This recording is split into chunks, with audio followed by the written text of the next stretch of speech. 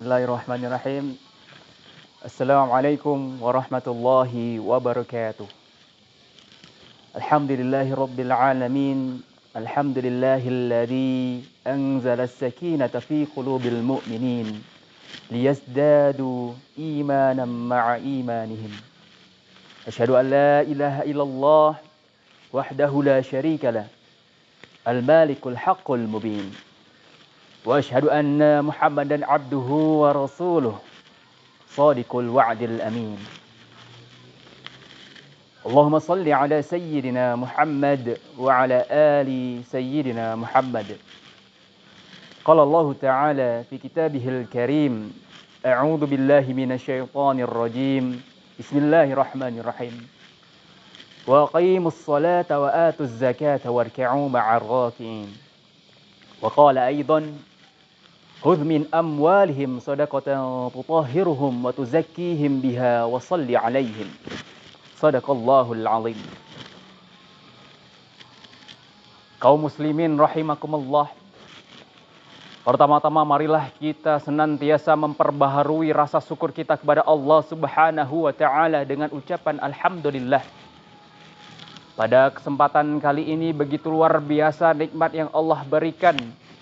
Mulai dari nikmat badan yang sehat adanya, nikmat rezeki yang melimpah adanya, ditambah lagi dengan nikmat berupa anugerah keimanan dan juga Islam yang bisa kita rasakan pada kesempatan kali ini. Walaupun pada kenyataannya tidak sedikit dari kita yang dilanda dengan ujian berupa sakit, namun percayalah kaum muslimin sekalian, bahwasanya sakit tersebut diberikan kepada kita sebagai umatnya, sebagai hambanya, untuk sebagai pengingat agar senantiasa kita mengingat Allah Subhanahu wa taala. Sakit merupakan indikator bahwasanya Allah Subhanahu wa taala sayang kepada kita. Kita doakan semoga kawan-kawan kita yang sedang sakit di luar sana, Allah angkat penyakitnya. Salawat beserta salam semoga selalu tercurahkan kepada junjungan sekalian alam, Nabi akhir zaman yang namanya begitu sering kita dengarkan. Salawat kepadanya sering kita haturkan. Siapa lagi kalau bukan Nabi yang memiliki akhlak yang menawan, Nabi Muhammad sallallahu alaihi wasallam. Allahumma salli ala sayyidina Muhammad wa ala ali sayyidina Muhammad. Kaum muslimin rahimakumullah. Manusia merupakan makhluk sosial, satu sama lain saling membutuhkan, satu sama lain tidaklah bisa hidup sendirian. Saat ini mungkin kita bisa lihat di negara kita tercinta, banyak masalah-masalah yang melanda, mulai dari kejahatan yang merajalela, ditambah lagi dengan perilaku-perilaku yang tidak seharusnya kita lakukan di bulan Ramadan ini. Tidak jarang kejahatan-kejahatan terjadi, itu karena faktor ekonomi yang terjadi saat ini. Kaum muslimin rahimakumullah.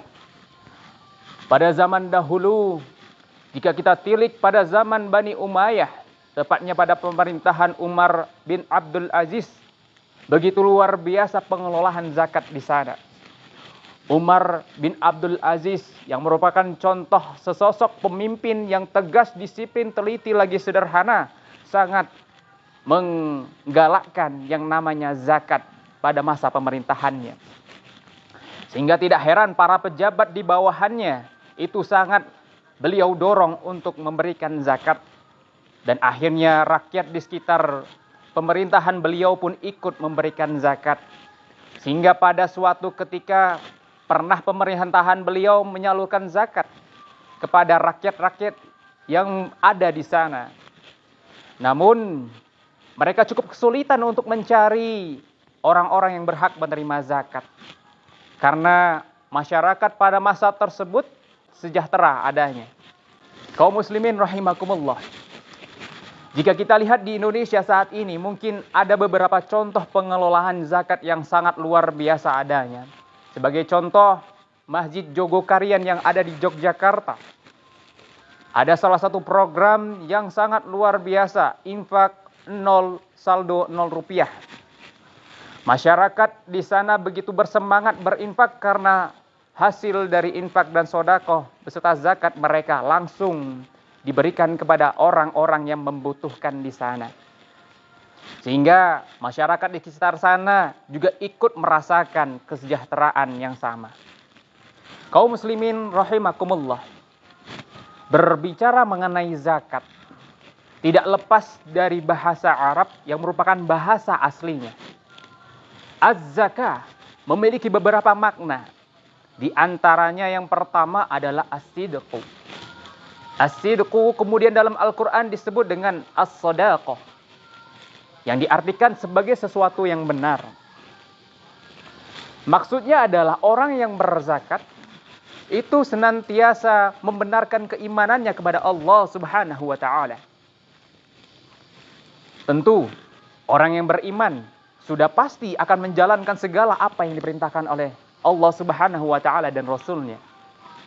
Maka zakat sebagai salah satu perintah yang dihaturkan oleh Allah Subhanahu wa taala sudah barang tentu dilaksanakan oleh orang-orang yang beriman. Az-zakah memiliki makna selain as-sidqu, yang kedua adalah an-nama. An-nama di sini diartikan sebagai bertumbuh atau berkembang. Lalu kalau kita konotasikan dengan zakat, yakni orang yang berzakat ini senantiasa dilimpahi pahala yang berlipat ganda. Kadang pahala tersebut langsung dibalas berupa harta.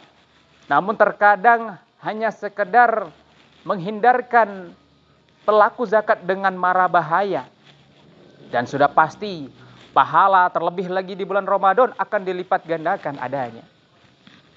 Kaum muslimin rahimakumullah. Kemudian pengertian zakat dari segi makna yang ketiga disebut dengan istilah at-tahir. At-tahir di sini dimaksudkan adalah sesuatu yang suci atau mensucikan. Sebagaimana lumrah kita ketahui, zakat itu sendiri bertujuan untuk mensucikan harta yang kita miliki, juga jiwa yang ada pada diri kita. Kaum muslimin rahimakumullah. Lalu sebenarnya apa itu zakat? Secara sederhana, Sayyid Sabiq dalam buku Fiqhus Sunnah mengatakan bahwasanya zakat adalah hak Allah Subhanahu wa taala yang diberikan oleh orang kaya kepada orang fakir. Secara sederhana dapat diartikan demikian. Namun dalam prakteknya agak sulit untuk kita lakukan. Karena terkadang orang-orang merasa bahwasanya dia tidak memiliki kewajiban untuk berzakat. Lalu siapa sebenarnya orang-orang yang diwajibkan untuk berzakat? Dalam keterangan di buku yang sama, Sayyid Sabiq mengatakan bahwasanya ada beberapa syarat wajib orang untuk melaksanakan zakat. Yang pertama sudah pasti dia adalah seorang muslim. Kemudian yang kedua, merdeka. Kemudian yang ketiga, memiliki harta yang sudah mencapai nisab dan juga haul. Nisab yang dimaksud di sini adalah batas minimal harta yang wajib untuk dizakati. Sedangkan haul itu sendiri adalah batas minimal waktu untuk barang yang dizakatkan. Kaum muslimin rahimakumullah. Lalu sebenarnya apa pentingnya zakat itu? Zakat sendiri memiliki beberapa keutamaan. Yang pertama merupakan ibadah sosial. Sebagaimana kita ketahui Bapak Ibu sekalian, tentu kita tidak selamanya berada di atas. Tentu kita akan membutuhkan yang namanya pertolongan. Tidak selamanya kita berada di bawah. Mungkin ada masanya kita di atas, saatnya kita memberikan pertolongan. Kemudian yang kedua pentingnya zakat adalah ditegaskan dalam Al-Quran. Hal ini dibuktikan dengan 82 ayat dalam Al-Quran mengenai zakat disandingkan dengan sholat.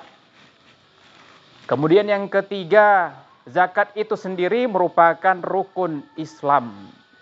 Sebagaimana di hadis yang kita ketahui, bunyal Islam ala khamsin. Salah satunya adalah wa ita'iz zakah. Rukun Islam. Sebagaimana rukun sholat, Bapak Ibu sekalian, kalau seandainya satu saja hilang dari komponen rukun tersebut, maka sholat yang kita lakukan tidak sah. Begitu pula dengan zakat yang merupakan salah satu komponen penguat dari rukun Islam itu sendiri. Kalau seandainya tidak kita lakukan selagi kita mampu, maka dipertanyakan keislamannya. Maka dengan hal tersebut, kaum muslimin dimanapun berada, zakat itu diwajibkan kepada kita, terlebih lagi bagi orang yang mampu untuk melaksanakannya. Kaum muslimin rahimakumullah, secara garis besar, zakat dalam agama kita terbagi dari beberapa macam. Zakat harta yang kemudian kita sebut dengan zakat mal. Kemudian zakat yang biasa lumrah kita lakukan pada bulan Ramadan, yakninya zakat fitrah atau zakat fitri. Di bulan Ramadan saat ini sudah identik sekali dengan yang namanya zakat fitrah. Secara sederhana, zakat fitrah adalah zakat yang wajib dikeluarkan oleh kaum muslimin di saat hari raya. Lalu pertanyaannya sekarang adalah, kalau seandainya zakat fitrah kita bayarkan sebelum hari raya bagaimana? Menurut para ahli fikih dalam buku Fiqhus Sunnah juga dikatakan bahwasanya para ulama memperbolehkan hal tersebut. Sebagaimana Ibnu Umar, salah satu sahabat Rasulullah Sallallahu Alaihi Wasallam yang banyak meriwayatkan hadis, melakukan hal tersebut. Beliau biasa berzakat 1 atau 2 hari menjelang hari raya. Kaum muslimin rahimakumullah, pertanyaan yang sering terbesit selanjutnya di benak kita terkait zakat ini adalah, siapakah yang berhak ataupun yang diwajibkan untuk membayar zakat fitrah atau fitrih ini? Syekh Sabiq mengatakan dalam buku yang sama bahwasanya yang diwajibkan membayar zakat fitrah adalah setiap muslim yang memiliki kadar 1 sok makanan pokok setelah ia mampu mencukupi makanan pokoknya dan juga keluarganya, mulai dari malam dan siang hari di hari raya Idul Fitri. Kaum muslimin rahimakumullah. Lalu pertanyaan selanjutnya yang sering kita pergilirkan terkait dengan zakat adalah, berapa kadar zakat yang kita berikan untuk zakat fitrah ini? Mungkin di antara kita sudah banyak yang tahu mengenai kadarnya. Kadar dalam zakat fitrah itu sendiri adalah 1 sok. Yang apabila kita konversikan ke dalam kilogram, itu menjadi 2,5 kilogram. Atau sekitar 3,5 liter makanan pokok. Lalu pertanyaan selanjutnya yang menghujam di antara kita adalah, mana yang lebih utama? Memberikan zakat berupa uang ataupun makanan pokok secara langsung? Dalam hal ini, para jumhur ulama lebih menyarankan kepada kita umat muslim untuk langsung memberikan makanan pokok. Namun sebagian mazhab Hanafi mengatakan, termasuk diantaranya adalah ulama kontemporer, Dr. Yusuf Al-Qardawi mengatakan bahwasanya zakat boleh dikonversikan dengan uang, tergantung dengan kebutuhan dan juga keadaan yang terjadi pada waktu itu. Kaum muslimin rahimakumullah, rasanya tidak lengkap kalau seandainya kita beribadah tanpa adanya hikmah, tanpa adanya alasan yang mendorong kita untuk melakukan hal tersebut. Memang selaku umat muslim kita didorong untuk melaksanakan suatu perbuatan dengan ikhlas, dengan murni. Tapi mungkin di antara kita butuh yang namanya dorongan dari luar terkait dengan apa hikmah yang bisa kita ambil dari zakat fitrah itu sendiri. Terkait dengan hikmah yang bisa kita ambil dari zakat fitrah itu sendiri, ini didasarkan pada hadis Rasulullah Sallallahu Alaihi Wasallam sebagaimana diriwayatkan oleh Ibnu Abbas, bahwasanya Rasulullah Sallallahu Alaihi Wasallam bersabda, "Farada Rasulullah Sallallahu Alaihi Wasallam zakat al-fitri." Rasulullah Sallallahu Alaihi Wasallam pernah bercerita kepada kami terkait dengan zakat fitri yang memiliki berbagai macam hikmah. Dalam redaksi selanjutnya Rasulullah mengatakan, tadhiran lis-shaimi. Puasa itu dijadikan sebagai pembersih ataupun penyuci bagi orang-orang yang berpuasa. Lalu dalam redaksi hadis selanjutnya Rasulullah mengatakan, minal laghwi wa rafathi. Dari berbagai perbuatan yang sia-sia dan perkataan yang kotor. Lalu dalam potongan hadis selanjutnya Rasulullah mengatakan wa tu'matan lil masakin. Sebagai bahan pokok bagi orang-orang miskin. Dari hadis tersebut kita bisa mengambil kesimpulan bahwasannya hikmah yang Allah berikan melalui zakat fitrah diantaranya adalah sebagai pembersih ataupun penyuci bagi orang-orang yang berpuasa. Tadhiron lis-shaimi. Mungkin sudah barang tentu yang terjadi di antara kita tidak selamanya orang mengontrol emosi ketika bulan puasa itu bisa terkendali. Tidak selamanya perkataan bersih itu terwakili dari mulut kita. Terkadang perkataan kotor itu tereksekusi dari mulut kita. Bahkan dosa-dosa lainnya seperti perbuatan yang sia-sia sering kita lakukan di bulan Ramadan. Maka zakat fitrah datang sebagai pembersih bagi kita semua. Pembersih dari hal-hal tersebut. Selain bermanfaat secara internal bagi diri kita, zakat fitrah juga memiliki hikmah secara eksternal. Secara eksternal tersebut, di antaranya yang paling utama adalah memberi makanan pokok kepada orang-orang miskin. Karena pada hakikatnya Idul Fitri kembali berbuka. Semua orang diharapkan berbahagia dengan santapan masakan masing-masing yang ada di rumahnya. Kaum muslimin rahimakumullah. Semoga di akhir-akhir Ramadan ini kita bisa lebih meningkatkan lagi amal ibadah kita. Termasuk salah satu di antaranya adalah kewajiban kita untuk membayar zakat fitrah. Atau orang lain mengatakan dengan istilah zakat fitri. Dan harapannya kaum muslimin rahimakumullah. Kita bisa berbahagia secara bersama. Tidak hanya keluarga kita saja. Tidak hanya teman-teman kita. Apalagi tetangga-tetangga kita. Tetapi semuanya ikut berbahagia. Karena Idul Fitri adalah milik umat Islam secara bersama. Kaum muslimin rahimakumullah. Demikianlah kultum singkat yang dapat saya sampaikan. Lebih dan kurang saya mohon maaf, dan kepada Allah mari sama-sama kita mohonkan ampun. Wallahul muwafiq ila aqwamit thariq. Wassalamualaikum warahmatullahi wabarakatuh.